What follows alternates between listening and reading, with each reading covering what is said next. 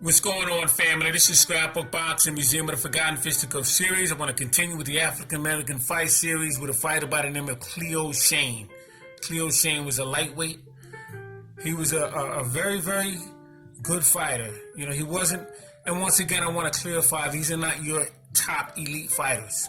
Some were just very good punchers and very good fighters. They were skillful, but they wasn't on the level of Sugar Ray Robinson or Henry Armstrong or Rocky Graziano or any of their names like that.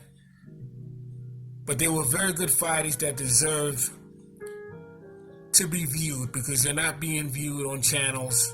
You don't see them in books anywhere, and it's my obligation to show you as many fighters, quality fighters, as you can see, as long as I'm on this channel. So I just want to make that clear once again. Now, like I said, we're looking at Cleo Shane. Cleo Shane was a lightweight. He was born in California. He was originally born from Brawley, California, but he fought out of San Diego, California.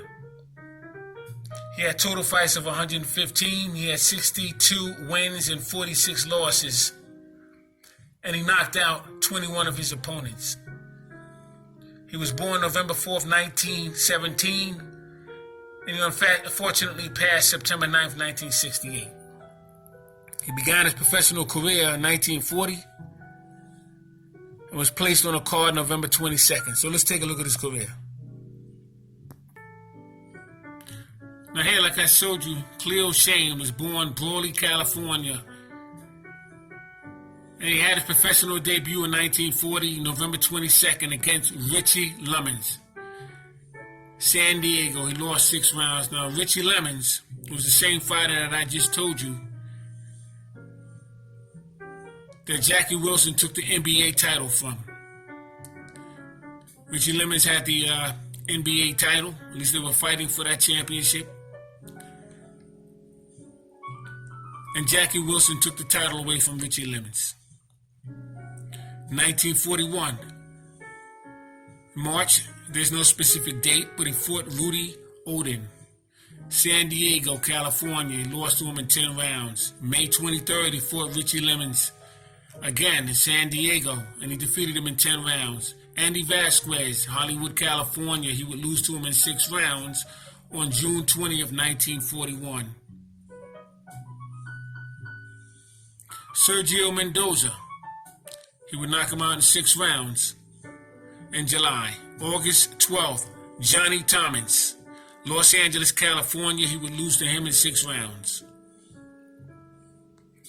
He would face fighters such as Ray Campos, Los Angeles, fight him again in Hollywood. He would have a 6-round draw with Ray Campos in Los Angeles, and an 8-round victory, on September 15th, 1941. On October 24th, 1941, he would fight Gene Johnson in New Orleans and have a no decision, but he would fight him again November 21st in New Orleans and defeat him in 10 rounds. In December, he would face Gene Ward in New Orleans, knocking him out in 8 rounds. Jimmy Lewis and Bingham, knocking him out in 5 rounds. December 5th, he would fight Gene Johnson in New Orleans. He would lose to him in 15 rounds, but come right back on December 19th of 1941 and face Jackie Taylor in New Orleans and defeat him in 10 rounds. 1942, he would face Richard Polite on February 6th in New Orleans, and he would defeat him in 10 rounds. March 9th, he would face George Zingaris and defeat him in 10 rounds. Freddie Archer. Freddie Archer was a very good fighter. I had mentioned him several times on Fighters Profiles. March 20th, 1942, he would face Freddie Archer in New York, and he would lose to him in 8 rounds. Billy Davis, New York City. He would have a 10-round draw with him on April 6, 1942. He would have another fight with Freddie Archer April 19th in 1942 in Newark, New Jersey, and he would lose to him in 10 rounds.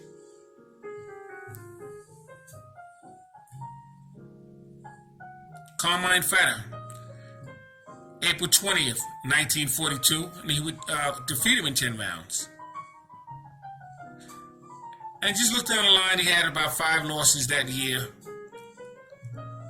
Carmelo Fenoy, in Newark, New Jersey. He would lose to him in 10 rounds on May 11th.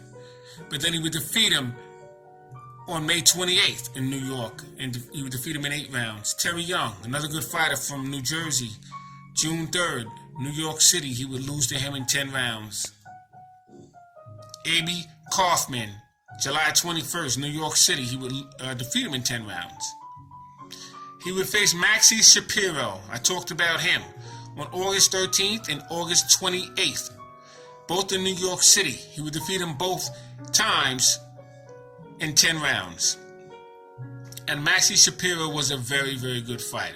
I mean, I can't stress this enough with some of these fighters. They just didn't have certain tools to carry them past certain fights to put them on a level of a main event fighter. And a lot of them were main event fighters, but they were opponents of main event fighters. 1943.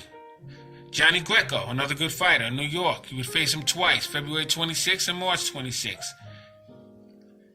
Both in New York. He would lose to him in 10 rounds both times. He would face Bobby Ruffin, August 20th. I showed you Bobby Ruffin several times. 1943, New York. He would lose to him in 10 rounds. Joe Torres, August 31st, New York. He would knock him out in 3 rounds in 1943. 1944. He was only stopped twice. Ike Williams in New York City, June 23rd, 1944. Ike Williams would stop him in 10 rounds. Ike Williams would be a lightweight champion. He was out of Trenton, New Jersey. He took the title away from Bob Montgomery. And he lost the title to Jimmy Carter. Fascinating fighter was Ike Williams. And he would lose to Jackie Wilson, a fighter we just covered, in September 19th, 1944. In Washington, D.C., he would lose a 10-round decision to Jackie Wilson.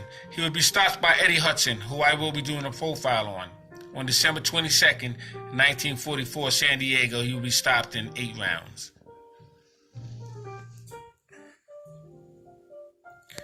1945, he would only lose 4 fights actually, to Jackie Wilson, Baltimore, 1945, March 12th. He would lose 10 rounds to Jackie Wilson. He would lose to Ray Salis, July 25th in Oakland, California. He would lose 10 rounds. He would lose to Humberto Zavella in New York. He would lose 10 rounds to him on October 26th, 1945. And he would have a draw and a loss against Johnny Bratton, November 2nd and November 11th. He would have that loss on November 11th against Bratton, 10 rounds. Tony Pallone, a fantastic fighter, October 16th in Brooklyn. He would defeat him in 8 rounds. So that was a very good win for Cleo Shane.